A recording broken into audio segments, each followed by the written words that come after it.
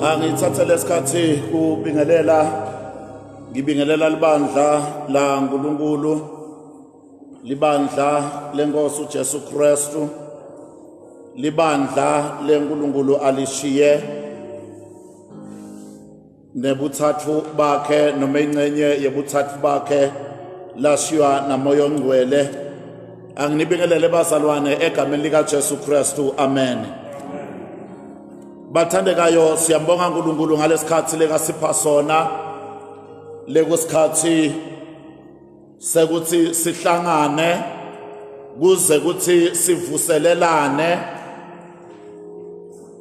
luthi lufika lusuku lwekubuya kwenkosi, sitholakale singilabo labangakapholelwa luthando endleleni, sitholakale singilabo labeme kahle, singibomakoti labaqole kahle ticholo tabo, balungele uhlangabetana nemyeni wabo. Amen bazalwane.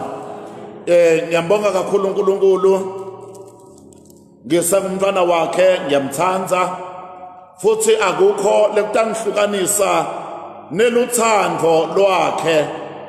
Tikhona tintfo emhlabeni, akusiko kuphela lokubi lokwehlukanisa abantu naNkulunkulu, nebumnanzi buyabenda labanye bahlukane naNkulunkulu.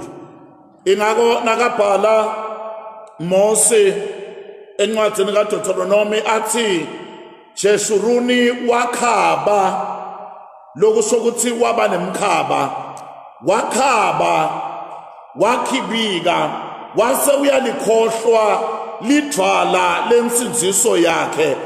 Lokusho ukuthi lo Jeshuruni lo Israyeli lesinye isikhathi bekangahlubulwa kweswela, kodwa ahlubulwe noma ahlutshulwe kuba senaleni tonke tintfo thamba kahle, abese uyalikhohlwa lidwala lensindiso yakhe. Bazalwane, kunaloko kwekuthi ngitawuhlala kuye ngimkhonde yena, simo sivuma noma singavumi, nginamathele kuye ngobe wangithandza, uyangithandza futhi usetangithandza. Amen bazalwane. Cela sambe kanye siye lapha encwadini yaSamuel wokuqala, incwadi ka1 Samuel, la bathandekayo sithi silibandla ake sibuke kwekuthi liBhayibheli lithini ngale tintfo lothola kwekuthi sibambelela kuto, sithi thine hayi lisiko lethu. Sishilo kwekuthi lokusesikweni akusiko konke lokubi. Kahlehle uma ungabuka iBible culture ye Judaism, ubese ubuka neculture yema-Afrika, kunalokuningi lokucommon. Amen bazalwane. Kunalokuningi lokuze kwente ukuthi noma silifunza liBhayibheli silifunze kube ungathi mhlambe thine singulaba bekuqala lababhalelwe lona, kanzi kube nema-first recipients alomlayeto, kodwa lomlayeto ube wendelwe umhlaba wonke, wahamba ke waze watawufika kithi. Kunetintfo letiningi lothola kwekuthi as Africans noma njengema-Afrika we can identify nato, noma ke mhlambe letintfo tiyahambisana nendlela yekuphila singema-Afrika. Kodwa ke noma kunjalo bazalwane, esikweni kugcine kungena tintfo lekuthiwa ngimikhiba, lothola kwekuthi setiyaphuma nakuloku lokushiwo nguNkulunkulu evini lakhe. Amen bazalwane.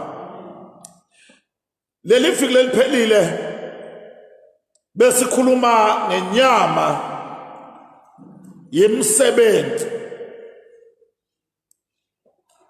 Ungangibuthi ukuthi uphi ngoba vele abawusho benda imisebenzi lengenagama. Kudla inyama yemsebenzi lithini liBhayibheli lapha?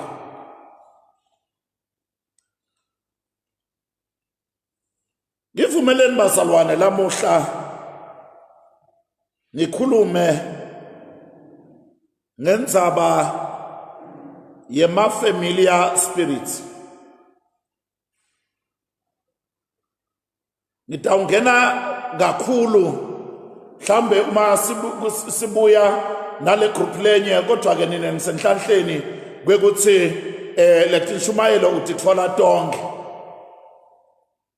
Manje sitabe sibuka lo 1 Samuel chapter number 28. Samuel weqala sahluko sika 28. Sibuka Saula inkosi aya kumuntu lone familiar spirit. I-familiar spirit leli gama lelithi familiar lisho into lejwayelekile,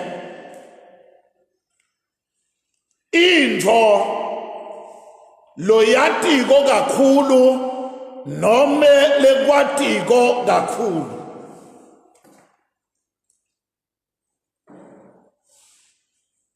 Familiar spirit. Kunabo moya labajwayelekile, bayasati, basati kangcono kwekuthi sidlani, sigqokani, sinathani, sithandzani, bobani bangani bethu, ngibani lokweletako, ngibani longakweleti. Akubona bomoya bakaNkulunkulu. uNkulunkulu usebenza ngetingelosi. Tibo moya nabo noma tingimimoya kodwa tona tisalalela i-order yalo lekatithumako atikahlubuki. Kodwa kunalabo moya le baphuma kanye naSathane uma aqoshwa ezulwini kwekuthi angasabi kunelikherubhi, angasabi kunengelosi lebekade angiyo. Sathane usebenta through labo moya kuze kuthi wonke umuntu lophila emhlabeni akhona Sathane kumbona kwekuthi wendani, nini, nabani, uyendelani. Hayi sitongena bazalwane siyangena. Kodwa kuhle ukuthi ithi indona ungena ukuthi uchaze kahle. A familiar spirit ingaphasi kwe-authority yaSathane. Leminye yalabo moya noma yaletingelosi letaqoshwa kanye naSathane kwekuthi atifuni kulandzela uNkulunkulu, kwekuthi abe nguye lothi authorizako. Kodwa wathi nakathi Sathane ngitawuphakamisa sihlalo sami sibe sentsabeni lephakeme, ngize ngibe ngaphezulu noma ngibe ngaphezulu kwako konke. Nakalahlwa Sathane aketanga yedwa kodwa kunetingelosi lebekade tisesayidini lakhe. Ngoba Sathane is an angel, ingelosi. Ingelosi ayibi setindzaweni letimbili ngesikhathi lesisodwa. Only God, Babe, Moya Ngcwele uyakhona lokho. Na Jesu kodwa lesikhana semtimbeni la ambethe inyama na Jesu bekakakukhoni lokho. Kwekuthi abe setindzaweni tonke nesikhathi lesisodwa.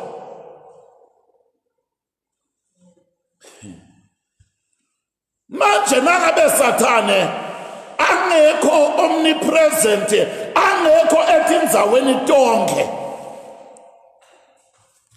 Ukhona njani loku influencer bonke bantu labakhona emhlabeni? Bathi bantu hayi ngentwe ngisathana noma imisebenzi yasathana. Sathana udelegate umsebenzi goma spirits. Labuka kwekuthi Jobe kuhamba kahle kumkakho, bantu bakho kuhamba kahle, imfuyo yakho ihamba kahle, nemsebenzi lo usebenza kuyahlonishwa. And they report kuSathane leto dingelosi, and Satan uthatha that information nangabe sende kabi ayosimangalela ngayo ezulwini. Ingakho nawona kungenteka kube Sathane manje akekho la.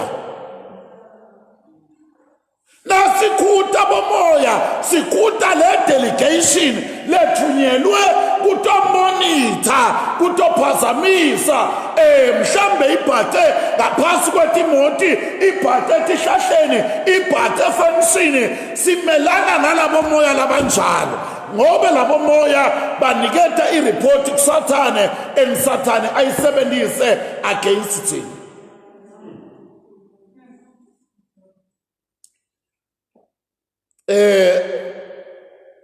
Soniswa mulabo moya labasimonitha. 2, soniswa namule mvelo lekwathi ngekuwela kwaAdamu na Eva bawela esonweni. Sasa sesitalwa sesinayo imvelo yekona lephila lapha kithi. Lo ngathola kwekuthi noma ngabe Sathane angaya kulive nemadimoni aye kulive, bantu bangaqhubeka bone kungena demoni ngenxa yokuthi kunale mvelo yesono engaphakathi noma ephila phakathi kwabo.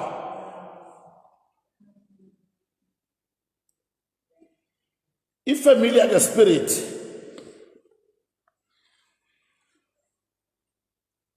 iyakubuka, ibuke tonke tintfo lotitha nekuthi nawe before ushone ugcine uqabene nabani, iyakwati lokho. Ingakho nangabe sewushonile bathi hayi uyabuya, ufikile uyathi nje kuphela iviki lonke solo ngiyambona, and into lemangalisako lekhani ngimbona angiflathele,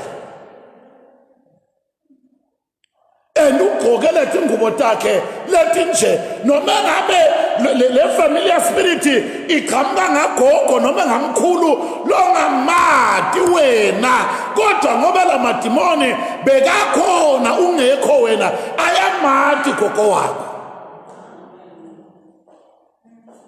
Uyothi nasewubala kwekuthi bekagqoke kanjani, bathi lana abadzala yewena njengoba bongakatalwa lo muntu okhuluma ngaye ngubani.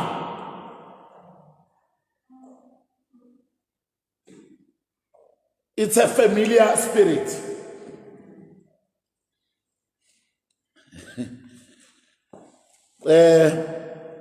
Sitawuqhubeka abazalwane, ngicela ukuthi singene kule ndzaba 1 Samuel chapter number 28. Ngobe ningacabana nezenilwe nemuntu kuthi yala abantu bakithi sothi madimoni ngoba sebafile. Angithi bangemadimoni, kodwa abantu bakini bafile vele, and imphefumulo yabo isengosini. Whether is a high noma paradise sitawukhuluma ngako lenye ilanga lokho ke, kodwa lokhu operator ku family yakho ngulento lebatiko labantu bakini nalabantu bakagogo wakho, nalokuthi wena mama wakho bekangakalotsholwa akuzange kuphanjatiswe tinyama nakuhlatshwa letingeke phanjatiswe tinyama ngoba niyaphambatisa nje ningathi ukuthi phanjatiselwana asiphambanisi inyama thina ngoba lokuyiphambatisa kwekuthi umhlubulo wangala uyele nalolo wangalapha uye ngala kwakhiwa lobuhlobo kulama familiar spirits la controller lama families le ngalolunye lethu sithi kwakhiwa ubuhlobo kulamadloti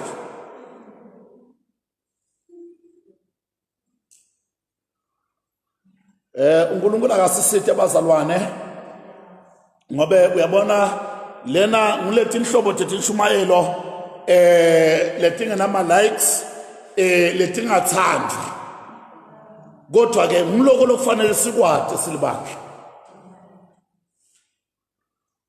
familiar spirits mina ngifuna ukuthi kafushane nje sisawabuka ekuseni nithi wena ungafeli ebumnyameni njengaSawula Sawula lekaqala kahle yena waqala ayindvodza lengena kuministry ingena ngesibusiso somprofeti kodwa wafela ebumnyameni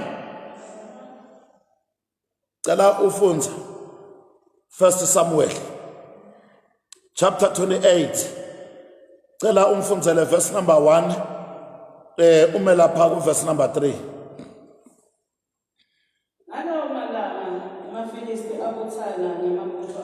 ungashaya nje make ngiyatu nayo leyo voice yemvangeli ngalawo malanga amaFilisti abuthana nemabutho awo atilungiselela kulwa nemaIsraeli akhishwa kuMadavide wathi kufanele wathi ukuthi wena kanye nempi yakho nitawuhamba nathi siye kulwa impi Davide wakhuluma Akhishi wathi nawe utatibonela ngokwakho emehlo ukuthi inceku yakho itakwendani Akhishi waphendula wathi kulungile nitakwenda ube lomunye wetindvuna tami leti singathako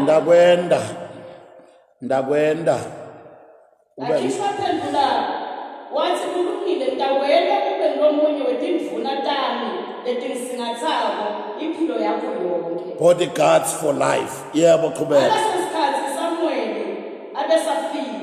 ngaleso sikhathi Samuel abesefile ngalesikhathi kwendeka lenzaba le ya chapter number 28 kufa kwakhe kurekhodwa ku chapter number 25 verse number 1 bekuthi Samuel basalwane wafa beta bonke baka-Israyeli batomngcwaba ufile umprofeti kaNkulunkulu ufile umgcotshwa kaNkulunkulu manje chapter number 28 yebo Aleso sikhathi Samuel abesafile sonke izinto zama-Israyeli sasimlibele sasesimdwaba edolobheni lakubo eRama Sawula bekasatixoshe tonke tinyanga netangoma eveni lakhe naku ke la kuthiwa Sawula abesekaxoshe tonke tinyanga netangoma kulelive la abusa khona la bazalwane kuvela leligama letangoma nabogobela netinyanga kusebenta leligama lelithi familiar spirits uma ubuka lihumusho le King James version wabuka lamahumusho lamadzala asebenzisa leligama lelithi familiar spirits abeseka baqoshile bonke bantu leba operator ngema-familiar spirits noma beseka baqoshile Sawula bantu leba operator ngemimoya yebantu labafa laba operator ngemimoya ebantu lesebalala wabaxosha. Sitawubuya cela ukuthi umfundzele leli verse legcina noma nje ungithathele ya umfundzele verse number 25.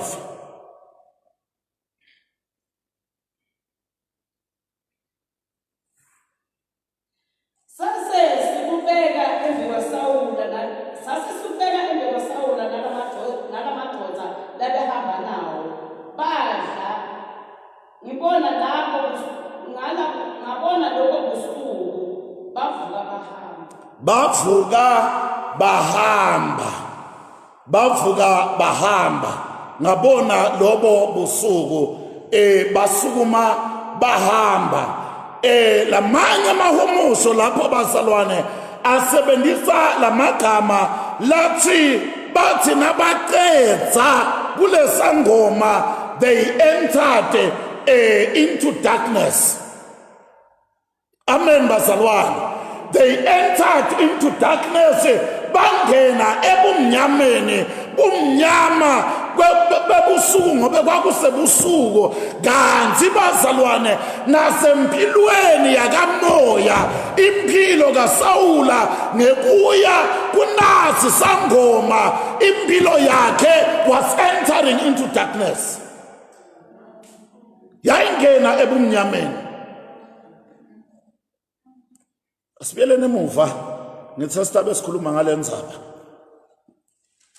lithi ngalawo malanga emafilisti asesekayabuthana. Lamalanga lekhulunywa ngawo ngulamalanga lebebonakala ukuthi Sawula uguga kabi, uguga ngekuhlubuka uNkulunkulu. Kwabonakala ukuthi Sawula ufuna kulala bantu lababekwe empilweni yakhe kwekuthi batawulekelela yena. Afuna kulala Davide kanti Davide nguye lekasita Sawula against amafilisti, against boGoliath. And amafilisti athi nangabe kunelithuba lelihle lekuhlasela Sawula kumanje ngalesikhathi adingela Davide ngoba lendvodza lemsitako ibalekela yena Sawula bayahlasela. Lithi ngalawo malanga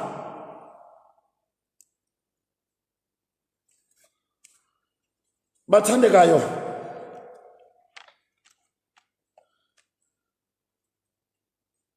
uma ahlasela lamafilisti Davide yena uhlala emkhathini wemafilisti.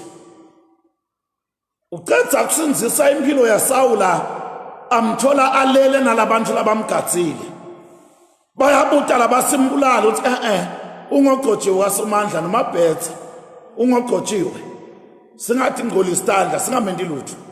uNkulunkulu utawudila naye manje noma mhlambe utawufase kakugile kodwa nje uNkulunkulu utaba nendlela yokumjaja thina singamthinti ungogotshiweyo akambulala. Sawula uncenga Davide nasebamvusile lapha amkhomba kusikube bemfuna ukubulala ngabe ngubulele. Uthi ulunge kakhulu wena ngimi lengonile buya ndvodzana yami Davide ubuya ekhaya. Davide uthi sengisinzeka nini lo mntwana ungathi uyaphendvuka phinza afuna ukumbulala. Kungcono indzawo lengawubhaca kuyo ukuthi ngihambe ngiyohlala kuletitsa taSawula ngiyohlala nemafilisti ngobe nangabafuna mina funa nidlule kulesitsa sakhe lengasinto lelula ukuthi ayende Sawula uyohlala ke lapho bazalwane. Uthi makahlala lapha kumafilisti Davide lengosi lekhona lengu-Akhishi. Uthi Davide noma weDavide njengoba wena ukhosele la ku-enemy awekho ama-benefits amahala, you will pay. Takhokhela lokuhlala kwakho la. Wena la madoda lohamba nawo kufuna ukuthi manje ujoyine emabutho ami, siyawulwa sihamba nawe.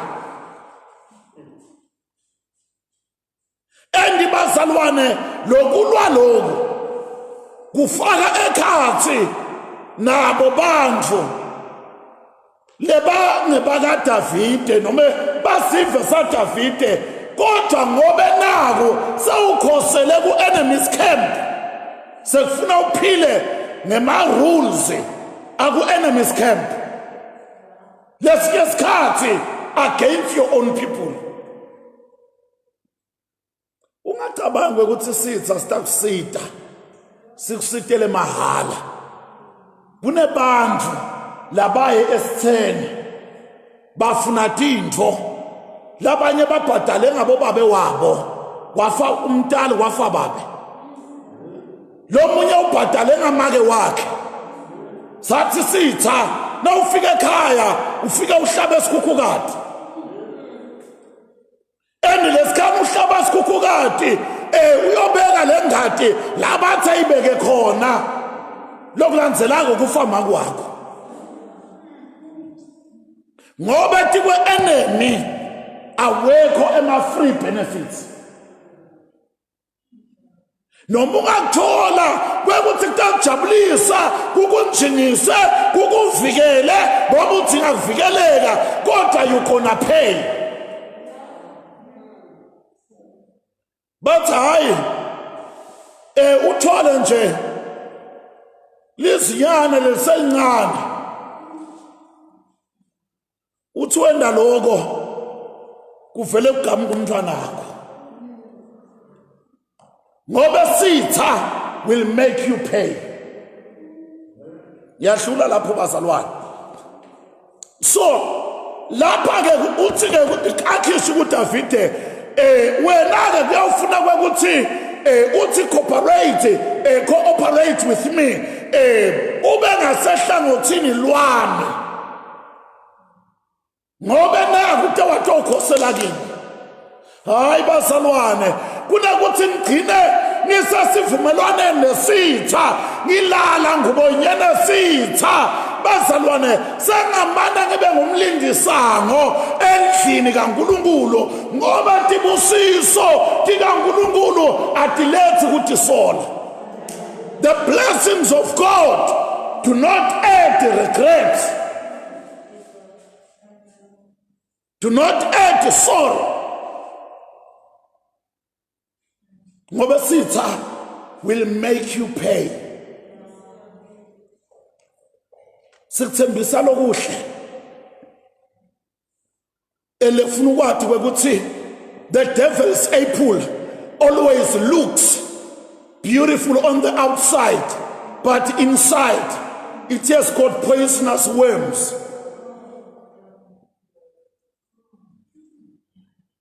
Li-apula lesitha lipholiswa lize libe lihle ngaphandle, kodwa la ngaphakathi ligcwele ibungu letibulalayo.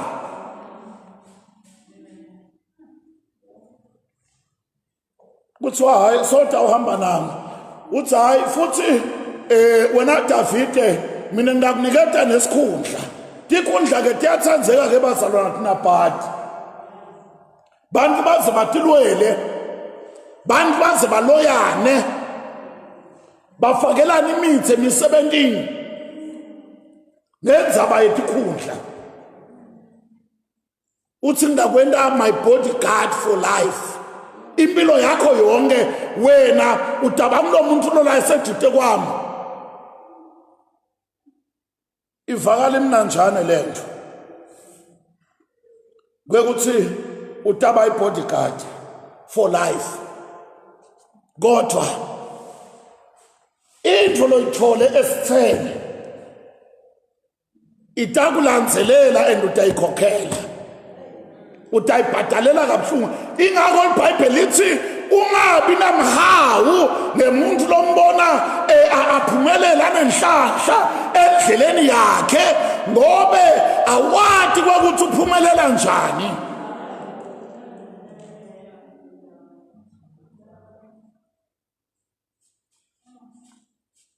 Lo munye nje uyamxoxela uthi lo munye wake wathi kuye solo wathatha le ya policy sawuke waclaima yini njengoba uhlala ukhala nemali utoboleka imali la kimi. Uthi yena ngidawuclaima njani ngophela solo agafi umuntu. Uthi lo kuloko bantwana kude yini lo ngathi awuthangathanza ukhwebule kona.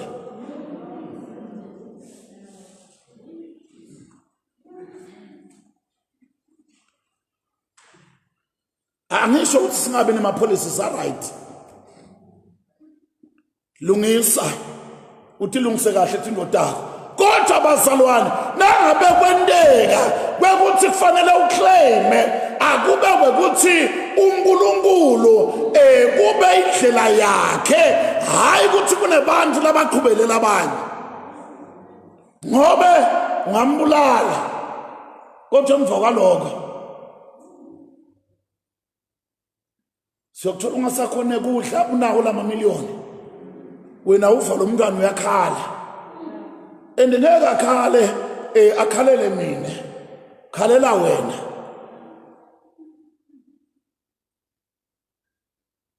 Le spirit nangabe sihlupha ngishilo kwekuthi kunalesatiko kwekuthi lo muntu ufe buhlungu kangakanani and sisathi sonke le story angeke sabhayisa.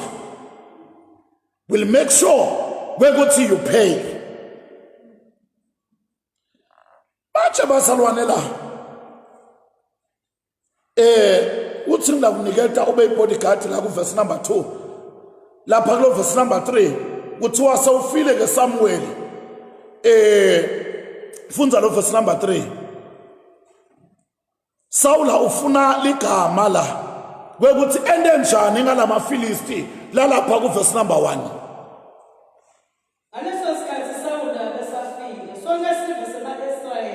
Samuel abesafile. Sasimlilele. Yebo Samuel. Sasimngcwabe edolobheni la kuBokerama. Yebo. Saula saticoshe tonke inyanga netangoma endlini lakhe.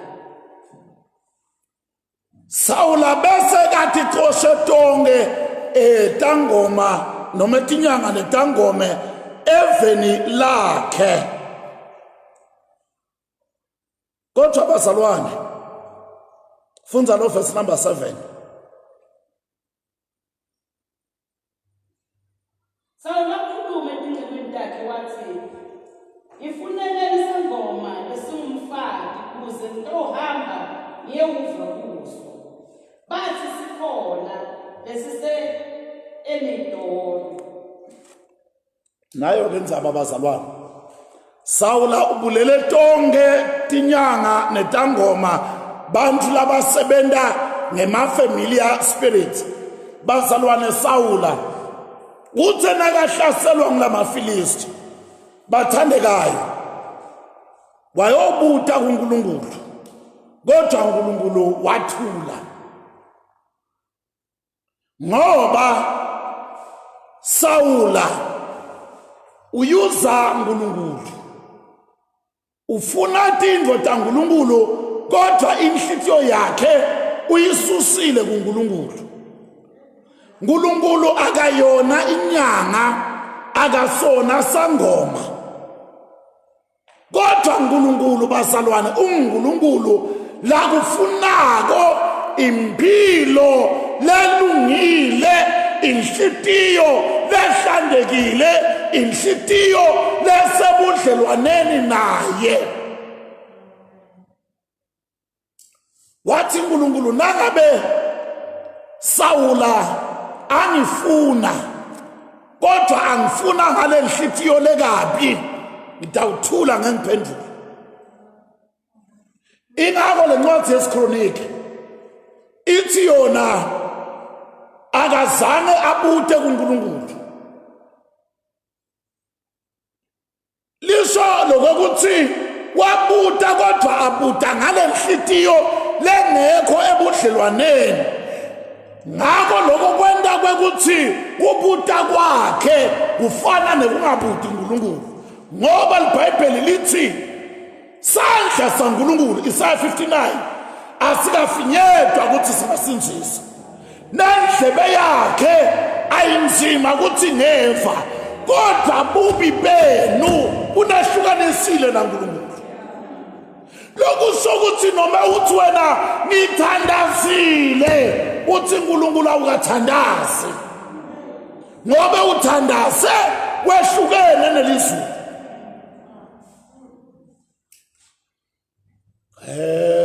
Ngosi Jesu. Sihamba kanye kodwa abazalwane. Ebazalwane kunana indvodza le Jesu ayivula emehlo. Yatalwa ingaboni. Bayayincenga laba labanye baholi betengolo. Bathi ingasho kwekuthi nguJesu lekayivula emehlo. Bayamncenga. Labanye bayabuta kwekuthi lokuthi angaboni kungenxa yesono sakhe noma esono sebatali bakhe. Jesu uthi none of the above. Akoni batali naye akakoni. Kodwa nje uNkulunkulu lesimo wasivumela kuze ukuthi atobonakalise amandla akhe. Awu amen bazalwane. Ngoba siko sonke isikhathi la sivelelwa tintfo tisivelela ngoba esonile, kodwa Sawula yena bekonile bazalwane. Bathi kulendvodza Jesu lekayivule emehlo. Nikade uNkulunkulu ulithuma. Ungasho ukuthi uJesu lekaphilisile ngoba lo muntu lo uyisoni. Uthi yena ukuthi nithi lo Jesu soni noma akasiso soni lokho angikwadi. Lengwadiko bekuthi I was blind but now I can see. Ngingaboni manje sengiyabona. Lalela uthi nakaqhubeka lendvodza lebe imbumbutho ithi lokunye lekufanele nikwadi uNkulunkulu akativa tone. Wayekhotha iBhayibheli nakhona lapha. uNkulunkulu akativa nanithi ne usone. uNkulunkulu akativa tone. Ngifuna kubeka kule ndzaba kwekuthi la lithi wabuta. Kodwa incwadi yaChronicles ithi akabutanga. Akushayisani yini. Wabuta wathandaza. Kodwa ngale fellowship nale relationship lengekho right phakathi kwakhe naNkulunkulu kwafanana nemuntu longakabuti. Ngoba uNkulunkulu akativa toni. Umthandazo lekawuvaka wesoni, umthandazo wephenduka. Awu amen bazalwane.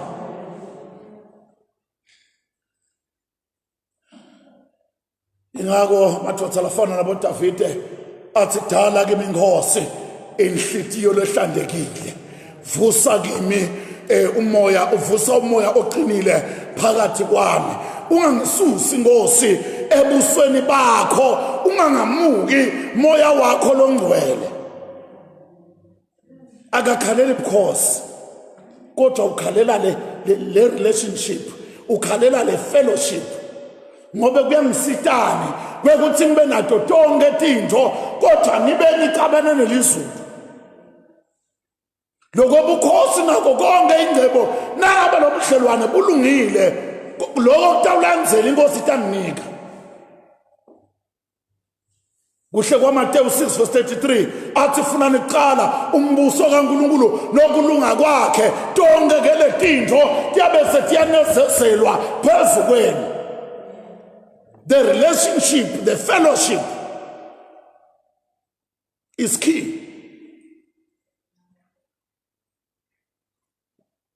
uthi nakabona ukuthi uNkulunkulu akaphenduli uthi hayi asonzela lamafilisti ujwayele lo ukuphenika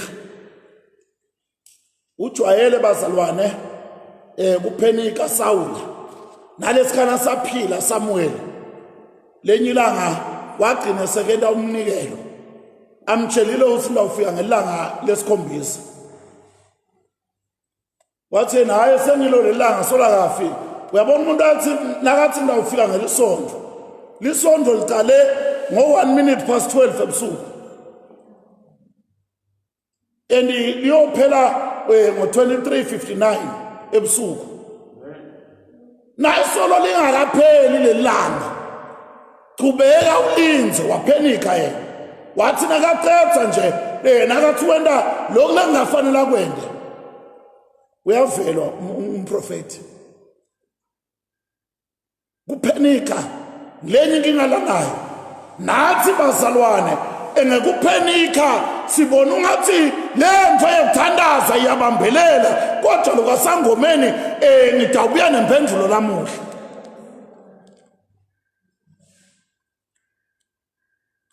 hayi bazalwane wabona ungathi kuyenyangeni kutawusheshe kuletha impendulo kuwe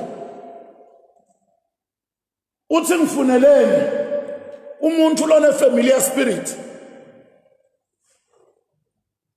and ningayifuni indvodza nifuna umfati uyathi usibeketelana afuna umfati angafuni indvodza lo unye kwakhona ngilendlela lafuna ukugqoka ngayo ekudisguise kwekuthi angabonakala kwekuthi nguye Sawula uye ebusuku kuleso sangoma agqokise semfati ngobe lelitendvodza timpahla tawusheshe timvete kwekuthi nguSawula lo waqosha tonke tangoma kude sangoma lesitafuna ukuthatha inzaba yakhe awusanibonani bazalwane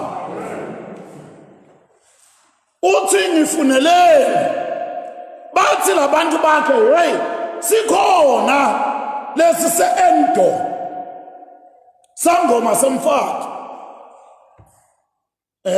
umbuto wami uthi lamadodza lawa asathi njani ngobe tiqoshiwe tibulewe mhlambe bekaya nawo amen bazalwane ngathi angithi bebaya mhlawumbe amen bazalwane uthi yena hayi ngithatheni ningimikise kuso leso sangoma uyagqoka ke ugqokisa semfati uya ebusuku mhlambe ngilento leyende kokuthi bathi bantu lamakholwa lawa ungaweva athi ngisindisiwe edinyangeni baye ebusuku babone nangu lomunye naye lwakhethwa nguNkulunkulu nakayesangomeni akakaye nini uye nini ebusuku and noma ngaba sebusuku njani kukhona lo busuku kuyefana nemini noma ungathi kumnyama bakuboni uyakubona and futhi le uyawuhlangana nalabanye nabo lebayele lebatawubuye batawukhuluma kwekuthi wena bowuye kuphi bayokusebenza ani ngabhek phasi bazalwane ngibukeni sanibonani uyabona njengoba kungena lihlobo kanje labanye sebayathi ukuthi kufuna abalanze bobani kuze kuthi litulu lingashayi inyanga lesinayo bazalwane nguJesu sina Jesu and bazalwane letinye tindlu tafuna ukuthi fihla kanti batawuthi i-operation siyasebenza anla ebuhleni bazalwane besiba nabo operation siyasebenza sitha sonke sibazalwane clean charity silungise yonke indzawo la kungakalungi khona kwekuthi indlu yaNkulunkulu ihlale sesimeni lesikahle sibita nga-operation siyasebenza sesiyasebenza phela nangu emakakula sogobonzele la senibona athi inhlanga letimandi la ngobe kutamnyeka lo welibhruku ani siyasebenza and futhi ungathi singabuki sitawubuka vele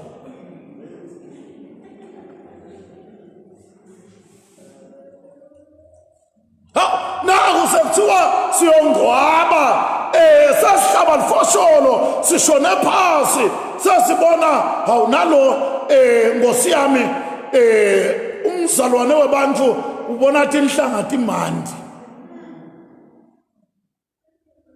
ngisho ngamabomu kusitimandi ngoba ethi khona lesathi thola singakakholwa sonke sigadiwe mhlambe labanye banenhlanhla benduwanga lokho sine sagadwa sashaya boboloko bo1 laba u3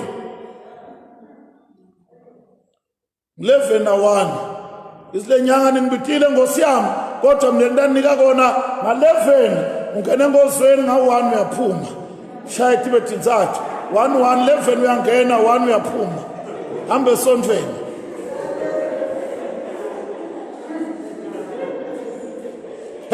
ningibitile kwakuthi ngidolekele nama nginayo impendulo lapha eminyango uthatha umsiti lomnyango bhala siphambano la kule minyango ubhala siphambano uthi inzaba yena sesiphambanweni angathi usingihluphelana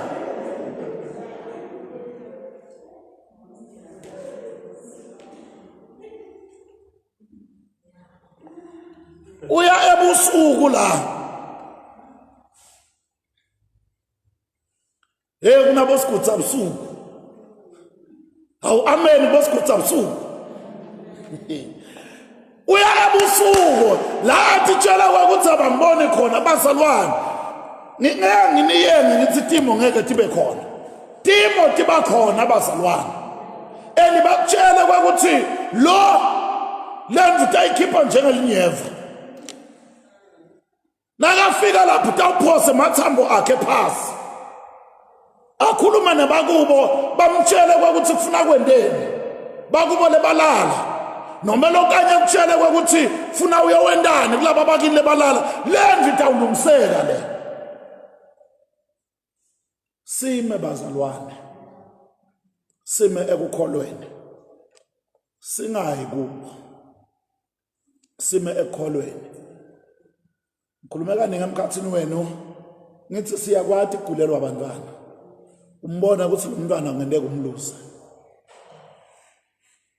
bahleka labanye nangikhuluma indzaba yabo maketala lebaba simlile ebusuku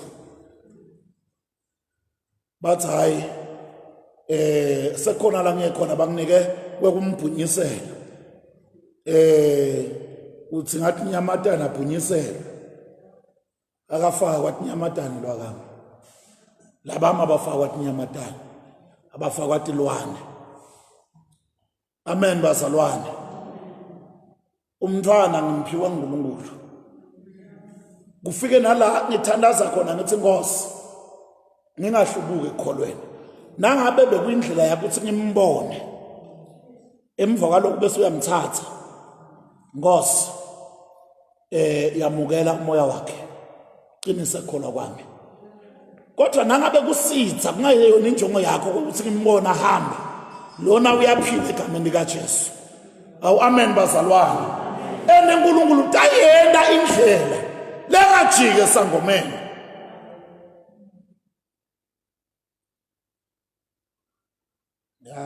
shumayela leyo nshumayelo lengenaye amen amen bazalwane bathandekayo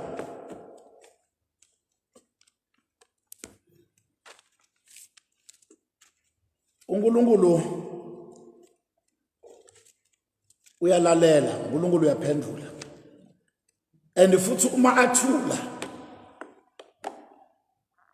bazalwane uNkulunkulu unayo lenzaba yokusebenza emfihlakalweni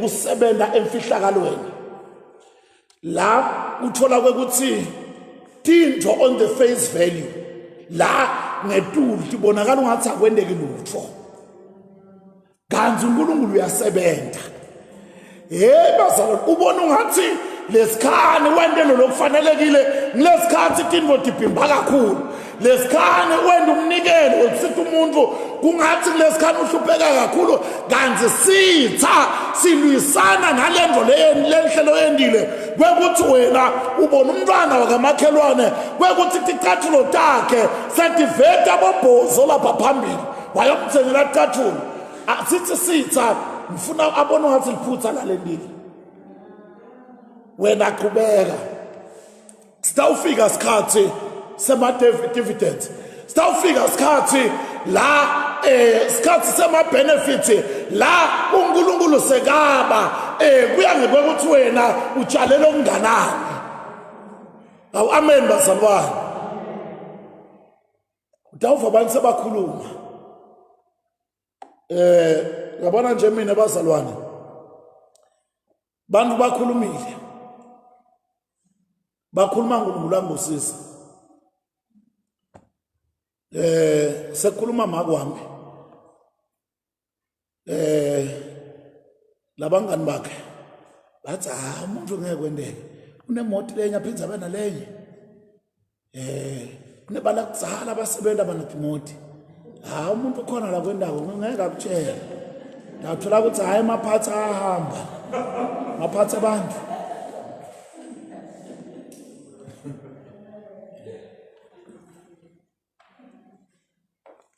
ube bathe ngeke kwendeke inyalo sekunalenye futhi bathi nyalo akunanyalo ngihambile mina ministry bazalwane for 6 years ngishaya dust ngetinyawo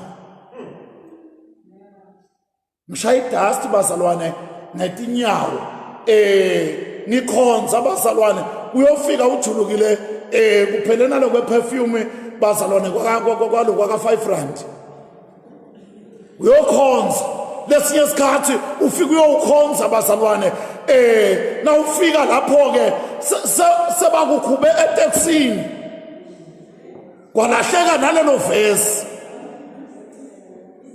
kodwa bazalwane ngithi nangimile emgwaqweni ngisho ukuthi lenye ilanga ndayishayela awu amen bazalwane nayifika bazalwane iRedberry bazalwane angikhiphanga na cent kunemzalwane ePitori la ngangipastorisha khona lo waqhamuka sibuya ku Good Friday ngimain speaker bazalwane ngibuya lapho ke ngikhathele bantwana makomntwana nemntwana bahamba bawulala ekamerweni ngale mina ngilele sitting room ngiva ifone bathi sisicela usivulele nangethi ngibona imoto lebovu ilandzelwa ngilenye bangibuta iparking lot yami iparking space yakami ngiyabakhomba bayifaka khona lele bovu banginika ikhiya bathi asikahlali le moto lena mfundisi yakho tikhiya nathi mfundisi unayo license ngithi anginayo uthi hayi sawutawubona ke kodwa imoto yona nayi yakho le moto le ngikhokhele kusele 10,000 nakhona kuphela lenyanga ngimnika le 10,000 ukhulume naye ngobe kumlomnye umzalwane ngikhona kuyishintsha ibe segameni lakho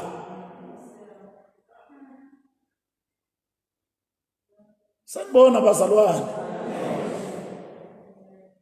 uyabona kuba khona isikhathi la kuyaphimba tindvo khona kuba ngathi ngeke kulunge bathi bantu ungaya kuleli yathendele la hayi yobamba tindvo takho ubuya nemoto mina ngiyithole nje khona la kuleli bandla lengikulo sithandaza uNkulunkulu ngaba nale moto le 2010 2018 nani niyangihlolela bazalwane ngishaya ngesilwane sikamhlobo awu amen bazalwane into yonke lengithina ngimile la angiboni ngale kwayo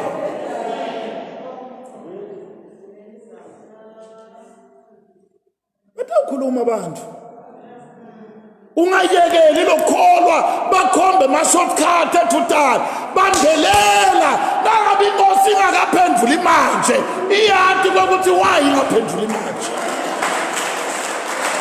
ngobe nangabe inkosi ubona ungathi iyadileya akusho ukuthi ngeke ukunike mhlambe ikhona into leyilungisako la kuwe iyaprepare kuze ukhone kwamukela lesipho uthi yena ke Sawula inkosi ayiphendule khombeni sangoma semfati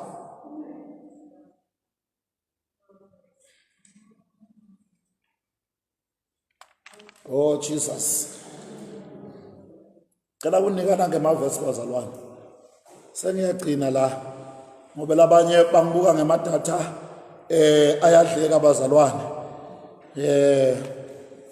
bangaze badleke kakhulu kodwa ke sitaqhubeka siwakhulumisa kabandi lamavesi uma singena nale group lelenye yaka 11 bathandekayo ungavula Deuteronomy chapter number 18 verse 10 kuya ku 13 cela labanye nilibhale litawuvulwa ngomake sibisi Deuteronomy chapter number 18 verse number 10 kuya ku 13 Deuteronomy 18 verse 10 kuya ku 13 Sawula wabulala tangoma watiqosha ngobe liBhayibheli lalingakuvumi wekuthi bantu babokhuluma nebantu labalele amen bazalwane bebangavumi liBhayibheli uNkulunkulu akavumi wekuthi si-communicate nabo bantu lebekade ba-communicate nabo bebabitwa ngetangoma baphenguli babhuli onke lawo magama lawo bazalwane labantu lebenda lekuthiwa mhlambe babitwa ma-mediums amen bazalwane noma ke mhlambe bantu labenda i-divination bayakhona kukhulumela nebakini babavuse babeve kokuthi bafunani kuze kuthi inkinga yakhe isolveke noma bona bakhulume nalabo bakubo wekuthi babaside bakhona ukukusida liBhayibheli kunaleli kusho ufunza mama chapter 18 ya verse 10 verse 10 kubeke emkhathini wenu la utholakala anikela ngendvodzana noma ngendvodzakati yakhe ngekuyengcisa emlilweni kunalabo banalisiko ukuthi umntwana wendluliswa emlilweni kuphoselwane ngaye labanye labantwana akendluliswa nje kuphela kunento latshelwa yona bathandekayo kwekuthi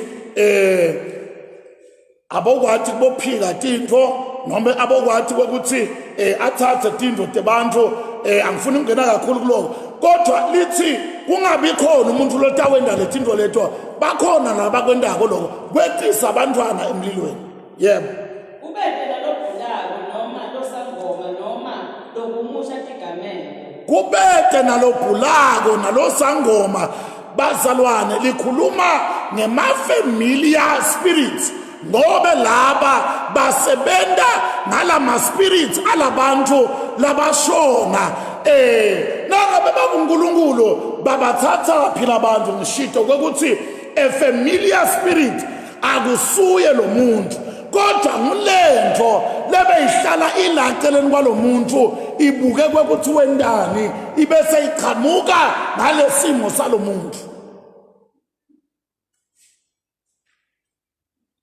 kubeka angenele kuthi noma alumbe noma wemimoya emibi noma lophengulako noma lokhuluma nalabafile necromancy lokhuluma nalabafile bazalwane lesinye isikhathi akusiso sangoma lesikhuluma nalabafile nguwe andilomkhulu nguwe banibani walapha kuleli ekhaya nguwe mkhulu wakhona lekuthiwa kukhulume wena sesiyaphuma semathuneni akungabi nguwe lothandazako losindisiwe ngoba uthi uNkulunkulu akungabi khona umuntu lo yendako lento yekhuluma nalabafiki. Lo amen tamgubha nawufika la. Fonza. Wonke umuntu lo wenda lezinto usinengiso usimakazi. Bazalwane, it's a very strong word. Usinengiso. Lo muntu lo, it's an abomination. Lesendo leso sakhe bazalwane is sacrilege, sisinengiso simbi bazalwane, is detestable, asinambitheke simbi bathandekayo.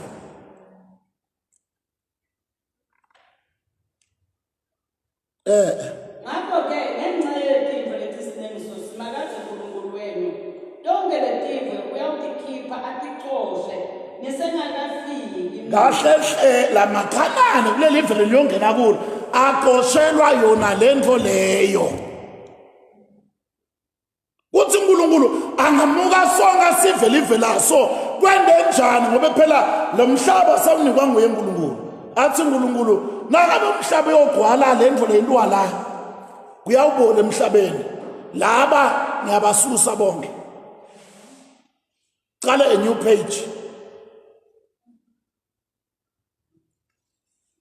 Sina sathi ukuthi sishayelwane tinkinga tabangaka bazalwane noma sithi siyazama nani bazalwane buphi busebhe bonakala kuyaphetha kwende njani bazalwane.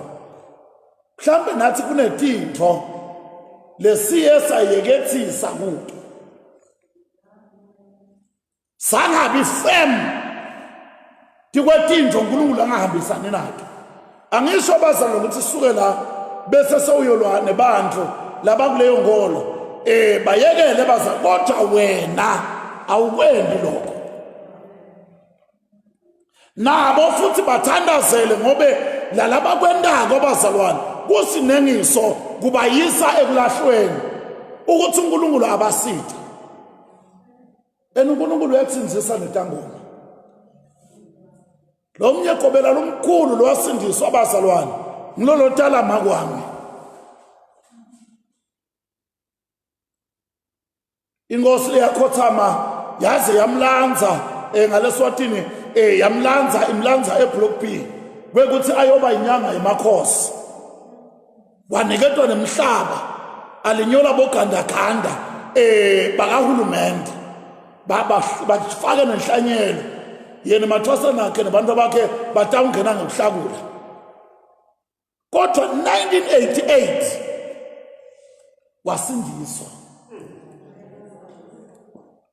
Lo muntu lo walandwa from Block B waphuma yonke impahla yakhe egedeni ngisho makati ngitinguku wasindiswa. Wathi akushiswe konke wakhomba ngisho le ndumba wathi akushiswe konke.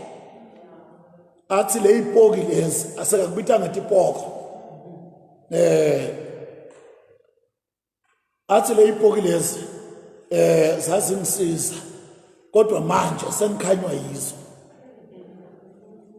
Wathi abashise babefuna ukushisa abafundisi bakhumbula kahle kunalo yiwani waseholiness wakaMagagula kunalo munye wase-evangelical bazalwane yakhumbula ngeligama lakhe kunalo munye bazalwane lo munye wase-alliance lo munye wase-evangelical bazalwane. Kodwa ke kwala lo munye abomalume wami wala ukuthi ngashisa abafundisi fine lo tawusala na itinto tatibonela wena ngeke tikuvimbe ukuthi ungayezulwini utinikele lo lwako lo utawusala tibonela inkinga yakhe leyo. Ngeke ukuchazela indzaba takagogo wami ke inkinga yabakhona. Bazalwane uthi waletinto tingendiwa bazalwane lo muntu lebakatiwa kwathi atinikela 1988 lapha ke Sawula uqale kahle wabona ukuthi umthetho uthini ngalabantu wathi ababulawa abaqoshwa. Ngeke sibulale muntu lamuhla bathandekayo asibulali muntu manje kodwa bazalwane asikavumeleki kuya kubo ngaphandle nasifuna kuba sinengiso lele ngasifunza Leviticus 19 verse 31 bhala ndafunza ekhaya Leviticus 19 verse 31 nala maLevi 19 verse 28 mfunze loyo ukhuluma ngalo ukuthi beka liphawu nebantu labafile ngobe naku kuhambisana nayo indzaba yalabantu ufake na Deuteronomy 14 verse 1 Deuteronomy 14 verse 1 bazalwane ngiyakuniketa njengomphako lotawuhamba nawo ekhaya ngobe letinto betithina tendiwa basuke bajabulisa lo muntu lolele kuze kuthi ngalithemba lekuthi nabamendela kahle utawubuya yebo bazalwane abantu kufanele sibangcwabe kahle sibangcwabe ngesizotha nenhlonipho sihlonipha umsebenzi wetandla kaNkulunkulu ngobe lo mtimba uNkulunkulu wathatha isikhathi sakhe sikwenda kahle bazalwane ngenhlonipho kodwa bazalwane asikwendi ngenjongo ukuthi lo muntu atokhona kubuya atoba lihlokelihle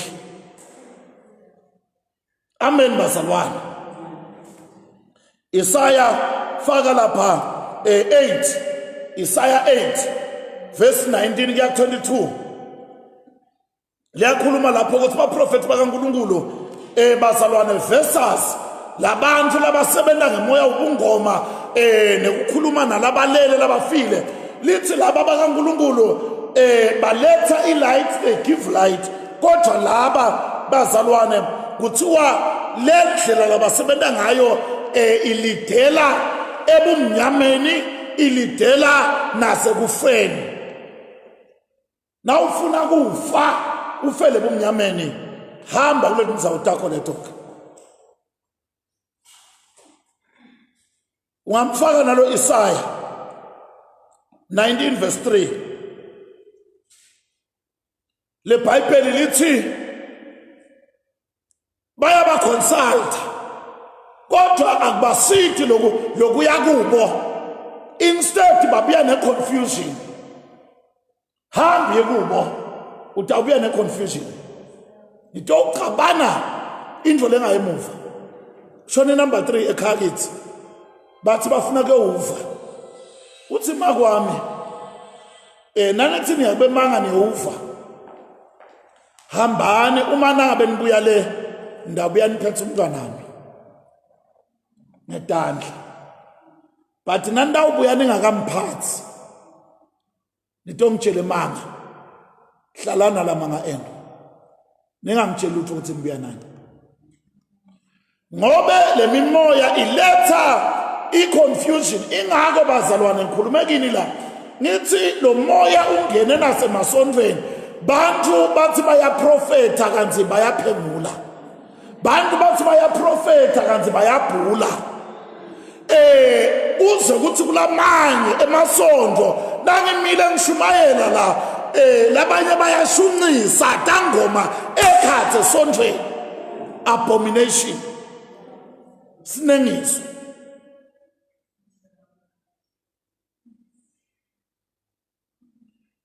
uthi lo munye bazalwane siyangcwaba la esikumane ngamoshwa ngaligama ndamathi ndamkhumbula ngoba labaningi benanikhona emngcwabeni uthi nami ngithathwa lo munye bashonelwe ekhaya kubo uthi indoda ke awungikhaphe la bathi le khaya asambe siyowuva kwekuthi lo muntu udliwa yini uthi nami ngoba indvodza lengijwayele ngithi hayi angiyikhaphe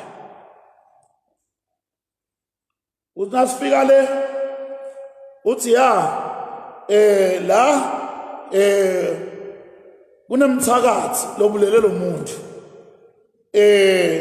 lo mthakathi lobulele lo muntu ngilo makhelwane loka right wakho ukhola loka right athi vumani bo athi ngivume kodwa musika right kunesikolo shothi siloya ngilesikole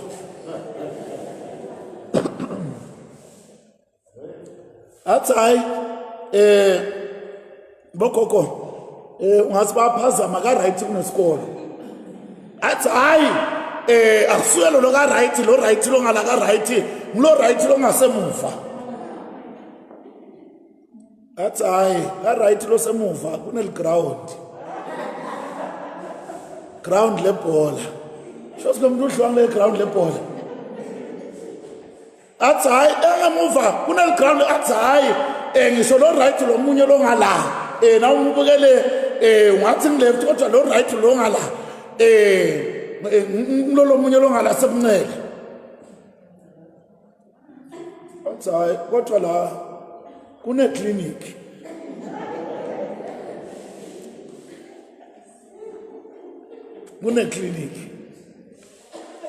shothi lo muntu udliwe ngile clinic athi hayi shothi ke ngilolo phambili athi hayi phambili kunestrati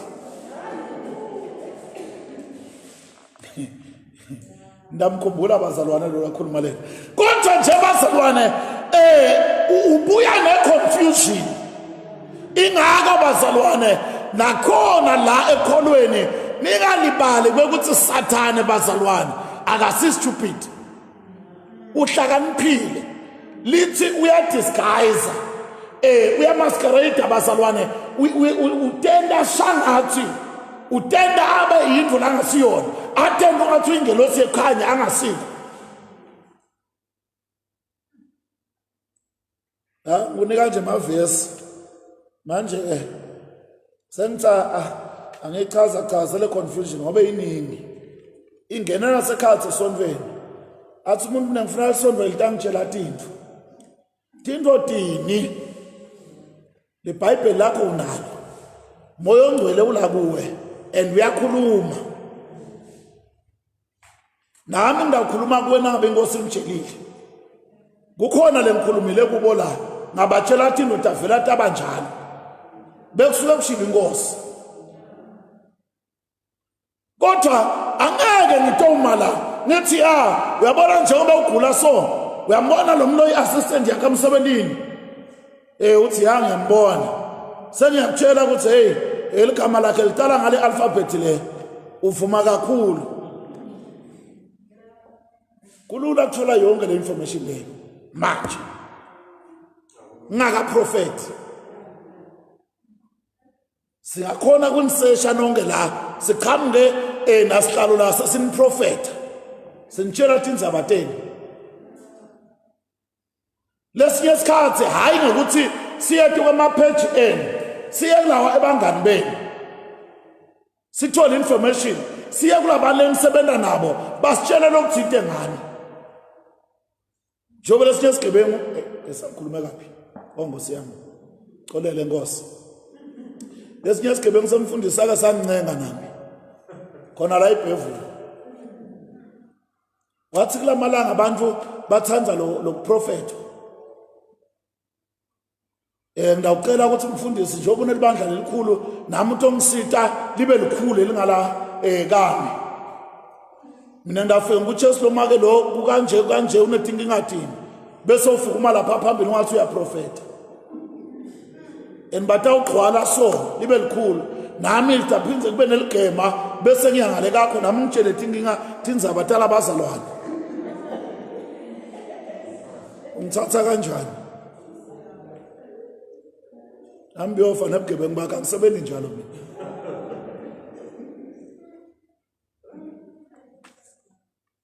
Kala verse leqini Isaiah 47 verse 8 kuya ku9 Isaiah bazalwane 47 verse 8 kuya ku9 kuningi bathandekayo kodwa ke lamavi bathandekayo asitshela kwekuthi lendvo lekayendile Sawula ayikho right yekwekuthi aye esangomeni tangoma wathi xosha ngoba evele live la alibufuni lo moya wekukhuluma nalabaphasi ngabe uyaphahla ngabe esangomeni ungaba uya enyangeni noma uyagobela wasekhaya kini liBhayibheli alihambisani nalokho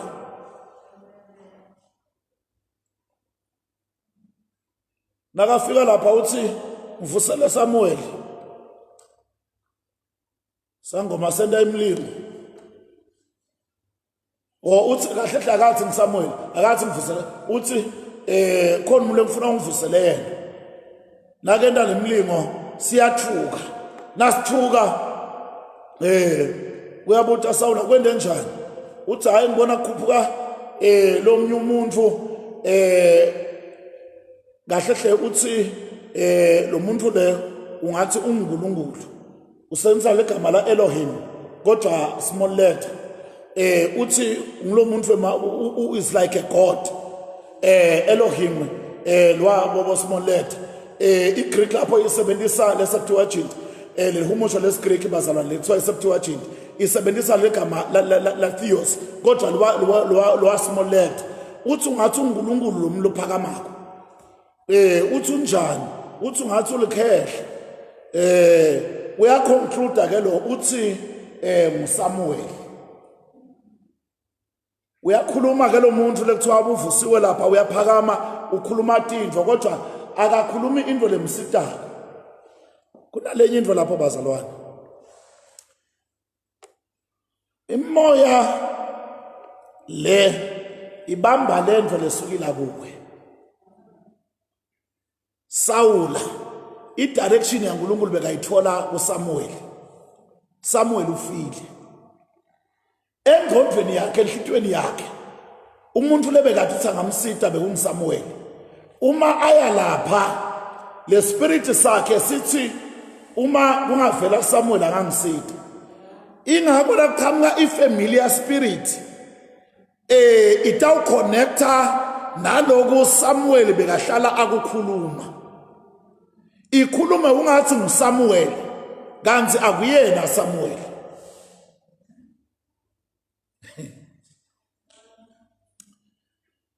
ingakho na uyakhona nabavula lesikhwama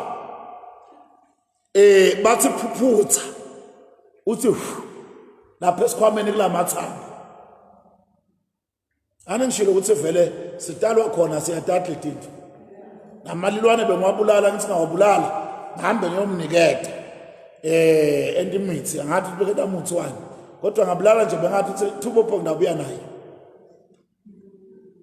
kusibeka dliwa noma begadwa abantu bekentwana ngathi kodwa bengwayisa bazalwane kuthiwa thana uthi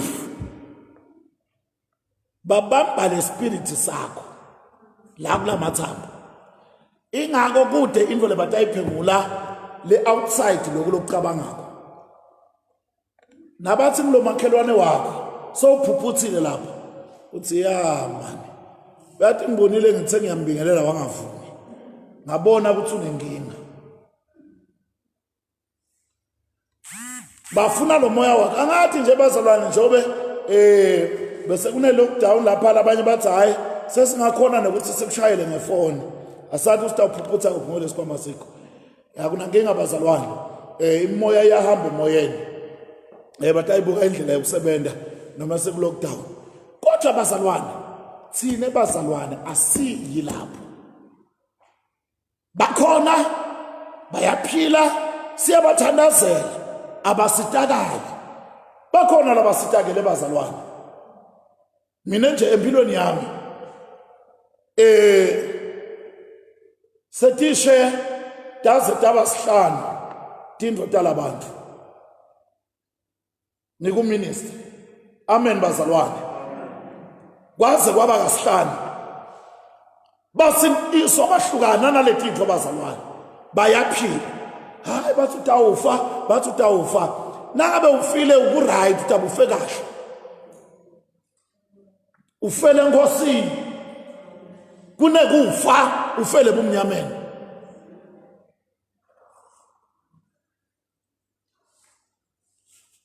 Sawula kasitalakalanga wathiwa njengoba ubuyela lempini uyofa ngoba ukalalela uNkulunkulu wakho sasangoma awungakahamba mane emkwendele kudla wadla mendela litsilinyana wadla wasongena ebumnyameni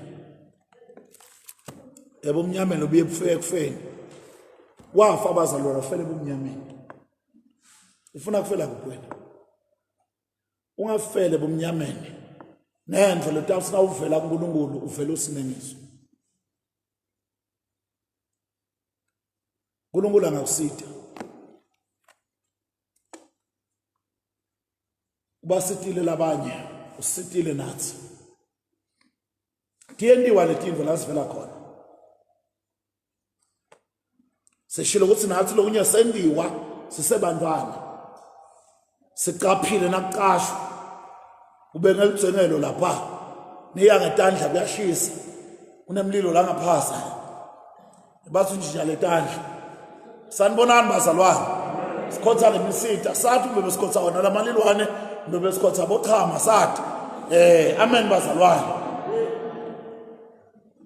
siqaphile asho manje phela netinhlanga tiyafakwa lapha faka lapha kuthiwa niyahosha sihoshile kodwa manje bazalwane kukhanya sekufikile why ufuna wena kuhlale bomnyameni diyakuthathwa letinto lisiko le right lisiko lihle liyas identify asikwendeni kodwa nangabe sokusicabanisa naNkulunkulu kulona kusicabanisa naNkulunkulu asikwendi bazalwane loloko ungasicabanisa naNkulunkulu siyakwenda akusicabanisa naNkulunkulu ngengabekisa nje bazabekisa ngenhlonipho uyabona kunalento nesintfo sethu lento ekungenisa kuhambe hawu sisuse semhambe singangangengela inyoni umuntu bekangangena ekhaya anganikwa kudla nesiBhayibheli kukhona lokho kuBhayibheli culture is called hospitality umuntu akafikile kakho lawo makhekenyana leyo juzinyana lawo mahewu uyamnika kulesiko lelihle amen bazalwane asimena nyawo ndawo se bazalwane nemkwade nethi hey hayi umfundisi lamhla wasingenela man haleluya kodwa nje kunaloko bathandekayo ukuthi singamlingisi Sawula singafeli ebumnyameni singafeli emahlazweni nawe umehluko ungavela ngawe uyobe usitela abantwana labatawukholwa emva kwakho lekuleli khala kini bayawuthi nabalibambe kahle lelivangeli bathi hayi bafutela uAnti wakhe loya naye bekakholwa so hayi bafutela amalumu wakhe bafutela umkhulu wakhe loya ngeke kuthi uNkulunkulu awukafuni kulebhica livangeli wamela kahle bakhona tikhona tangoma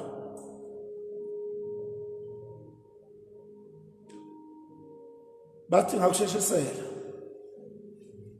kodwa ngithi mina kunaJesu siniketwe lelo gama they are mediums bangena emkhathini kodwa thina sine mediator lengoJesu lengena emkhathini bona baqhumanisana labalele bakini noma baqhumanisane bakubo labalele kuze bathole ikhambi lekusita wena noma ke ngibani angasisangoma lekuthiwa nguyelo onikhulumelako nyalo nakunetinto ungumqhumanisi leBhayibheli lithi munye uNkulunkulu 1 Timothy 2:5 munye nomlamleli phakathi koNkulunkulu nebantu umuntu uKristu Jesu babe wethu longcwele egameni likaJesu Kristu siyabonga babe sibonga kufika kwelivangeli lato silamlela lesilamlela babethu kwetintho lesikhuliswe ngato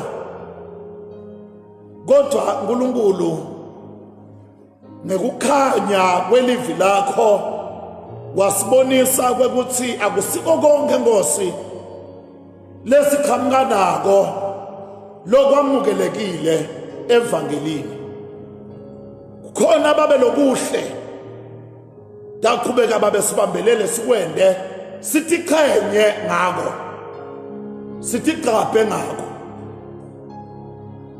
kodwa Nkosi nakufika kuloku babe lokho siqabanisa nawe lothi kusinengiso selekelele Nkosi singatholakala sinelicala phambi kwakho sitholakala simsulwa labanye bacinzetelwe timo bathi thola bakuto letinzawo Nkosi Jesu hlanza inhliziyo thathelela iqala lesono mhlambe sesitibutile Nkosi kwekuthi kungane emhlabeni benje kufa kuhlasela umhlaba ngayo yonke indlela bugebengu kuwa kweminotho yemave nalokuningi babe lokungahambi kahle emhlabeni sita kuwe Nkosi siyatithoba philisa live lethu philisa icontinent yethu iAfrika philisa umhlaba sibitwe ngeligama lakho ngobe nathi sibita igama lakho bese uyeva usezulwini wehlisela tibusiso kwelihle igama leNkosi yethu Jesu Kristu siyakhuleka nakuso simo seCovid-19 babe siyakhuleka siyabonga babe kwekuthi imthandazo yalelive uyivile mengameli walelive umvile buholi balelive ubuvile nesive sonke babe usivile ngobe Nkosi lokho lebecatshangiwe kupredictwa baba wethu wena ungenelele babe wethu siyabonga babe kwekuthi uphilisa sive sakho yena babe qhubeke lokuhlele sikubonako kuze kufinyelele la babe wethu lophilako tindvo tibuyela back to normal laba lahlekelwe ihlobo sithi Nkosi pholisa lawo manceba akuyona into lelula kulahlekelwa ungabayekela ungabashiyi kunalaba gulako Nkosi kunalaba gulelwako ungathuli babe ngenelele kwelihle igama leNkosi yethu Jesu Kristu babe siyabonga amen and amen hallelujah siyabonga abathandekayo sinikade uNkulunkulu isonto